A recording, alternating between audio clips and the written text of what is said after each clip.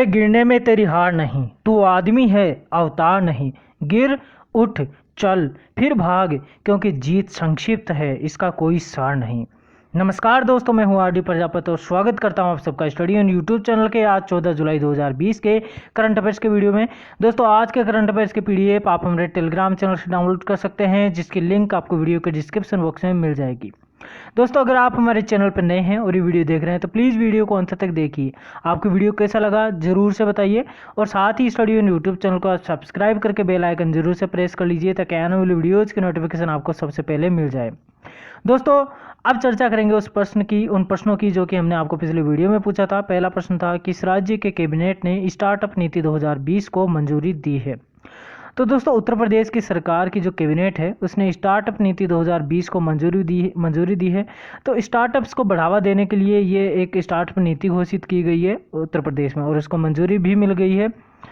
तो इसको किस तरह से राज्य सरकार जो है उत्तर प्रदेश की, उसके द्वारा और नीति आयोग के सहयोग से इसको तैयार किया गया, और 2020 में लागू होने के बाद में 5 वर्षों तक लागू रहेगी। स्टार्टअप नीति 2020 के लक्ष्य को हासिल करने के लिए राज्य के सभी 75 जिलों में 100 इंक्यूबेटर स्थापित करेंगे, और इसके साथ ही 50,000 और 50,000 से 1 लाख तक प्रत्यक्ष रोजगार और अप्रत्यक्ष रोजगार यहाँ पर पैदा हो जाएंगे। तो 20 मई 2020 को यूपी के जो मुख्यमंत्री हैं योगी आदित्यनाथ, उन्होंने स्टार्टअप फंड लॉन्च किया था, और ये स्टार्टअप फंड सिडबी द्वारा प्रबंधित किया जाएगा।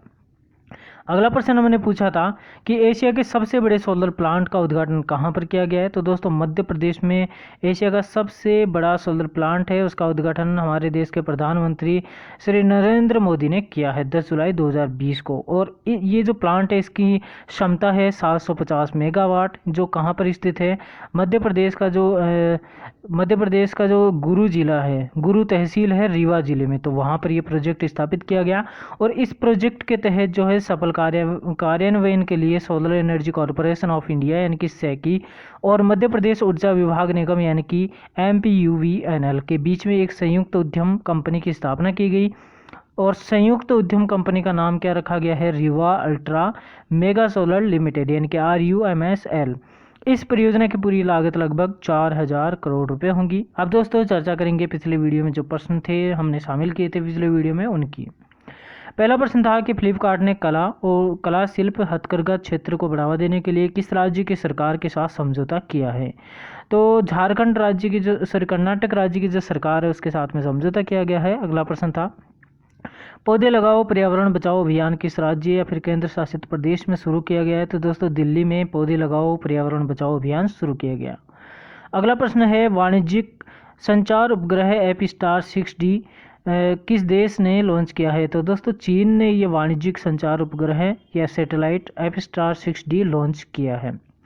और अगला प्रश्न था हमारा, किस देश के अमेजोनिया फर्स्ट उपग्रह को इसरो लॉन्च करेगा? तो दोस्तों, ब्राज़ील का अमेजोनिया फर्स्ट एक सैटेलाइट है, जिसको हमारे देश का जो अंतरिक्ष एजेंसी है इसरो, वो इसको लॉन्च करेगा। अगला प्रश्न था, विश्व जनसंख्या दिवस कब मनाया जाता है? तो 11 जुलाई को विश्व जनसंख्या दिवस मनाया जाता है। किस राज्य के पुलिस थाने को देश के सबसे सर्वश्रेष्ठ पुलिस थाने का दर्जा मिला है? तो दोस्तों, हिमाचल प्रदेश की पुलिस थाना है उसको जो है सबसे सर्वश्रेष्ठ पुलिस थाना घोषित किया गया है। अगला प्रश्न है, भारतीय रिजर्व बैंक के द्वारा जारी किए गए आंकड़ों के अनुसार बाजार कर्ज के मामले में कौन सा राज्य शीर्ष स्थान पर है? तो दोस्तों, तमिलनाडु जो है जो कर्ज के मामले में सबसे ज़्यादा शीर्ष स्थान पर है। अगला प्रश्न था, हॉकी इंडिया के नए कार्यवाहक अध्यक्ष को नियुक्त हुए हैं? तो ज्ञानेंद्र निंगोमबम, इनको हॉकी इंडिया का नया कार्यवाहक अध्यक्ष नियुक्त किया गया है। और अगला प्रश्न था, हाल ही में कन्नड़ अभिनेता सुशील गौड़ा का निधन हो गया, वह अन्य किस प्रोफेशन से जुड़े हुए थे? तो दोस्तों, ये कन्नड़ अभिनेता होने के साथ साथ ही फिटनेस ट्रेनर भी थे, जिनका नाम था सुशील गौड़ा, और इनका हाल ही में निधन हो गया। अगला प्रश्न था, राष्ट्रीय मत्स्य किसान दिवस कब मनाया जाता है, या फिर आप बोल सकते हैं राष्ट्रीय मछली किसान दिवस कब मनाया जाता है? तो दोस्तों, राष्ट्रीय मत्स्य किसान दिवस 10 जुलाई को मनाया जाता है प्रतिवर्ष।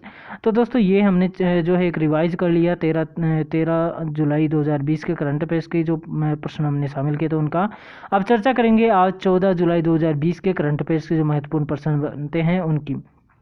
उससे पहले मैं बोलूँगा, अगर स्टडी ऑन यूट्यूब चैनल को आपने अभी तक सब्सक्राइब नहीं किया है तो प्लीज़ आप स्टडी ऑन यूट्यूब चैनल को सब्सक्राइब कर लीजिए और बेल आइकन भी प्रेस कर लें। आज का पहला प्रश्न है दोस्तों, विश्व मलाला दिवस कब मनाया जाता है? तो दोस्तों प्रत्येक वर्ष 12 जुलाई को विश्व मलाला दिवस मनाया जाता है। और ये क्यों मनाया जाता है आपको पता ही है कि विश्व मलाला दिवस जो है वो पाकिस्तान की ये नागरिक है मलाला यूसुफजई। तो लड़कियों की शिक्षा के लिए आवाज़ उठाने वाली तथा तालिबान की गोलियों की शिकार बनी मलाला यूसुफजई का जन्मदिन कितनी तारीख को आता है? 12 जुलाई को आता है। और उसी के जन्मदिन के दिन जो है विश्व मलाला दिवस के रूप में मनाया जाता है। 12 जुलाई 2013 की बात करें तो संयुक्त राष्ट्र महासभा को इन्होंने एक विश्व स्तरीय एक जो है सम्मेलन हुआ और उसमें जो है इन्होंने संबोधित किया। तो संयुक्त राष्ट्र ने प्रत्येक वर्ष 12 जुलाई को मलाला दिवस के रूप में मनाने की भी उसी दिन घोषणा कर दी। अब मलाला यूसुफजई से संबंधित जो भी प्रमुख बिंदु बनते हैं उनकी भी एक बार चर्चा कर लेते हैं ताकि हमें थोड़ा बहुत याद हो जाए। तो 9 अक्टूबर 2012 तालिबान आतंकियों ने मलाला यूसुफजई के सिर में गोली मारी थी, लेकिन ठीक होने के तुरंत बाद ही उन्होंने ज़्यादा उत्साह के साथ बालिका शिक्षा के लिए कार्य शुरू किया। पाकिस्तान सरकार ने मलाला यूसुफजई को वर्ष 2012 में राष्ट्रीय युवा शांति पुरस्कार से उनको सम्मानित किया। 2014 में उन्हें अपने बाल अधिकारों को प्राप्त करने के प्रयासों के लिए 17 वर्ष की उम्र में नोबेल शांति पुरस्कार से उनको सम्मानित किया गया और ये पुरस्कार पाने वाली वह सबसे कम उम्र की प्राप्तकर्ता थी। 2019 में संयुक्त राष्ट्र ने मलाला को दुनिया में सबसे प्रसिद्ध किशोरी घोषित किया था। मलाला पर बनी एक डॉक्यूमेंट्री ही नेम्ड मी मलाला, इसको 2015 में ऑस्कर के लिए नामित किया गया था।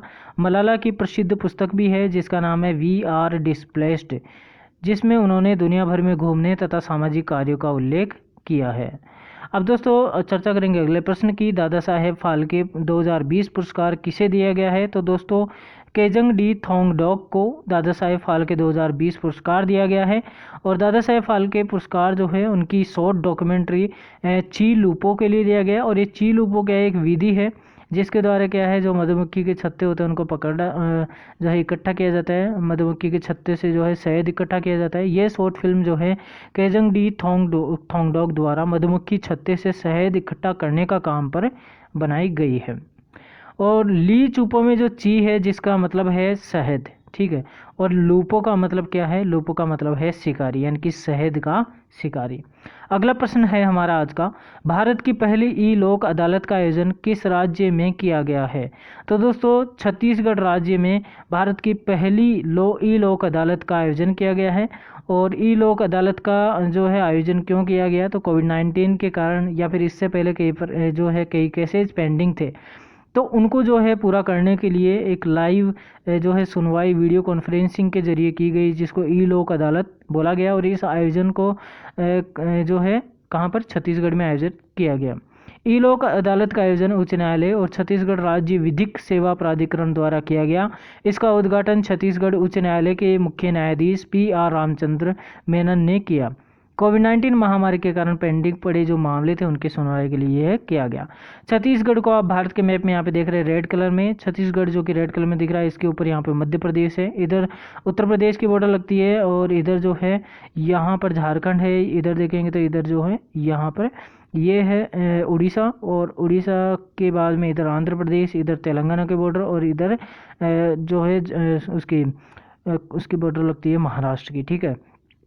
अब छत्तीसगढ़ की बेसिक डिटेल्स को चेक करें तो 1 नवंबर 2000 को गठन हुआ, राजधानी रायपुर है। छत्तीसगढ़ में जिले 28 है, मुख्यमंत्री भूपेश बघेल है, राज्यपाल अनुसुईया उइके है। और छत्तीसगढ़ में राज्यसभा की 5, लोकसभा की 11 और विधानसभा की 90 सीटें हैं। दोस्तों ये सब डिटेल्स हम आपके साथ में हर बार चर्चा करते हैं, लेकिन आपको ये बता देते हैं कि आप इन्हें लिख करके याद कर लीजिए, एक मैप ले लीजिए और इन सब चीज़ों को आप रिवाइज ज़रूर से करते रहिए, तभी आपको ये सब चीज़ें याद होगी। अगला प्रश्न है हमारा, Google for India digitization fund के तहत गूगल भारत में कितने करोड़ रुपए निवेश करेगा? तो दोस्तों 75,000 75,000 करोड़ रुपए गूगल जो है भारत में निवेश करेगा Google for India digitalization fund के तहत। ठीक है, अब ये क्या है, क्यों किया गया है? तो गूगल के सीईओ सुंदर पिचई ने Google for India digitization fund के लिए $10 बिलियन यानी कि लगभग 75,000 करोड़ रुपए का जो है निवेश राशि की घोषणा की। और गूगल के इस निवेश के तहत जो क्षेत्र आएंगे जिनके तहत ये निवेश किया गया है, तो भारत के प्रत्येक भाषा तक जो है गूगल अपनी पहुंच बनाएगा, यानी कि जो भी डाटा है वो हर एक भाषा में भारत का हर एक व्यक्ति समझ सके, इस तरह का डेवलप गूगल अपनी क्षेत्र को करेगा। डिजिटल व्यवसाय को सशक्त बनाएगा और भारत के लिए विशेष नए उत्पाद और सेवाओं का निर्माण करेगा। हेल्थ केयर, एजुकेशन, कृषि जैसे क्षेत्रों में और प्रौद्योगिकी और आर्टिफिशियल इंटेलिजेंस का इस्तेमाल को बढ़ावा देगा। तो इस तरह से जो है गूगल हमारे भारत में इन्वेस्ट करेगा, किसके तहत? Google for India digitization fund, और इसके तहत वह 75,000 करोड़ जो है करोड़ रुपए निवेश करने जा रहा है। और दोस्तों इस बात की चर्चा किसने की है? हमारे गूगल के जो वर्तमान सीईओ हैं सुंदर पिचई। ठीक है, अब चर्चा करेंगे अगले प्रश्न की। तो हाल ही में जैक चार्ल्टन का निधन हो गया है, वह एक प्रसिद्ध कौन थे? तो दोस्तों ये फुटबॉलर थे जिनका हाल ही में निधन हो गया, फोटो में देख रहे हैं। तो इनके बारे में बात करें तो इंग्लैंड के विश्व कप चैंपियन 1966 में इंग्लैंड जो है विश्व कप चैंपियन बना फुटबॉल में। तो ये फुटबॉलर हैं और आयरलैंड के पूर्व कोच भी हैं जैक चार्ल्टन, जिनका हाल ही में निधन हो गया। और उन्होंने खिलाड़ी के तौर पर 23 वर्षों तक लीड्स यूनाइटेड के लिए क्लब रिकॉर्ड 773 मैच खेले। उन्होंने 1996 में देश के सबसे प्रतिष्ठित मानद पुरस्कार आयरिश नागरिकता से सम्मानित उनको किया गया था। अगला प्रश्न है, एशियाई क्रिकेट परिषद द्वारा एशिया कप क्रिकेट टूर्नामेंट को कब तक के लिए स्थगित कर दिया गया? तो दोस्तों एशिया कप क्रिकेट परिषद द्वारा एशिया कप क्रिकेट टूर्नामेंट को 2021 तक स्थगित कर दिया गया है। तो इस बारे में बात करें तो कोविड-19 महामारी के मद्देनज़र एशिया क्रिकेट परिषद ने एशिया कप क्रिकेट टूर्नामेंट को जून 2021 तक स्थगित किया है। और यह टूर्नामेंट पहले सितंबर 2020 में आयोजित होना था और इसकी मेज़बानी पाकिस्तान कर रहा था, लेकिन जो है अब ये मेज़बानी किसको मिलेगी? श्रीलंका को मिलेगी। यानी कि 2021 में जो आयोजित होगा क्रिकेट टूर्नामेंट एशिया का, वो 2021 का श्रीलंका में आयोजित किया जाएगा, क्योंकि श्रीलंका में जो है कोविड-19 का प्रभाव सबसे कम है और इस कारण से ये वहाँ पर चुना गया। और 2022 की बात करें तो 2022 में पाकिस्तान द्वारा क्रिकेट टूर्नामेंट का जो है मेज़बानी की जाएगी। अगला प्रश्न है, स्टायरिन ग्रैंड प्रिक्स 2020 रेस किसने जीती है? तो दोस्तों लुइस हैमिल्टन ने स्टायरिन ग्रैंड प्रिक्स 2020 रेस जीती है। और इसके बारे में चर्चा कर लेते हैं यहाँ पे। तो ऑस्ट्रेलिया में स्पीलबर्ग के रेड बुल रिंग में आयोजित हुई Styrian Grand Prix 2020 race Lewis Hamilton ने जीती और इस रेस में मर्सिडीज के वोल्टेरी बोटास दूसरे स्थान पर रहे तथा यह वर्ष 2020 फार्मूला 1 वर्ल्ड चैंपियनशिप की दूसरी रेस थी। और अब चर्चा कर लेते हैं अगले प्रश्न की। कोविड-19 महामारी से लड़ने के लिए किस राज्य में रोको टोको अभियान शुरू किया गया है? तो दोस्तों मध्य प्रदेश में रोको टोको नाम का एक अभियान शुरू किया गया है कोविड-19 से लड़ने के लिए। दोस्तों आपको पता है कि कोविड-19 से लड़ने के लिए जो है सरकार की गाइडलाइन में मास्क को सबसे ज़्यादा ज़रूरी बताया गया है, लेकिन कुछ लोग जो है इसको अवॉइड करते हैं। तो उन्हीं लोगों को इसके प्रति जागरूक करने के लिए और उनको जो है इसके प्रति थोड़ा सा पनिशमेंट, यानी कि पनिशमेंट क्या दिया जाएगा इसमें, जो मास्क उनको जो है खरीद कर दिया जाएगा और उस मास्क का 20 रुपये उनसे वसूला जाएगा। और ये कैसे किया जाएगा? तो इस अभियान के तहत जो है मध्य प्रदेश में कुछ संगठन है उनको चुना गया है और वहाँ के जो स्वयंसेवक होंगे, जो भी व्यक्ति मास्क नहीं पहना होगा उस व्यक्ति को वो लोग मास्क देंगे और उसके बदले में 20 रुपये शुल्क वसूलेंगे। तो इस तरह से दोस्तों आज हमने जो है 8 प्रश्न रखे हैं। और अच्छा उसके बाद में पहले चर्चा कर लेते हैं मध्य प्रदेश की। तो मध्य प्रदेश आप रेड कलर में यहाँ पे देख रहे हैं। तो मध्य प्रदेश के इधर देखेंगे राजस्थान है और इधर उत्तर प्रदेश है, नीचे की साइड में छत्तीसगढ़ है और इधर देखेंगे तो महाराष्ट्र और इधर गुजरात की बॉर्डर मध्य प्रदेश के साथ में लगती है। मध्य प्रदेश की बेसिक डिटेल्स को चेक करें तो राजधानी भोपाल है, सबसे बड़ा जिला इंदौर है, जिलों की संख्या 56 है और मध्य प्रदेश के मुख्यमंत्री शिवराज सिंह चौहान है, राज्यपाल लालजी टंडन है, विधानसभा की 231 सीटें हैं, विधानसभा की 231 और राज्यसभा की 11 और लोकसभा की 29 सीटें मध्य प्रदेश में है। कुछ प्रमुख जो है पर्यटन स्थल भी है मध्य प्रदेश में, जैसे भीमबेटका, पंचवटी, खजुराहो, सांची स्तूप, ग्वालियर का किला और उज्जैन। दोस्तों उज्जैन में हर 12 वर्षों में कुंभ के मेले का आयोजन किया जाता है जो कि विश्व भर में प्रसिद्ध है। अब दोस्तों आज जो है आपके लिए जो प्रश्न है उनकी चर्चा करें तो विश्व जनसंख्या दिवस कब मनाया जाता है, इस प्रश्न को आपको कमेंट बॉक्स में उत्तर देना है।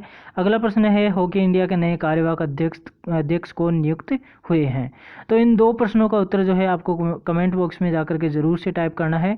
और ये वीडियो आपको कैसा लगा जरूर से बताइए। अगर आपने स्टडी यूट्यूब चैनल को अभी तक सब्सक्राइब नहीं किया है तो सब्सक्राइब कर लीजिए और साथ ही बेल आइकन भी प्रेस कर लीजिए ताकि आने वाली वीडियोज़ की नोटिफिकेशन आपको सबसे पहले मिल जाए। अब दोस्तों इसी के साथ में विदाई लेते हैं। Thank you so much. जय हिंद, जय भारत।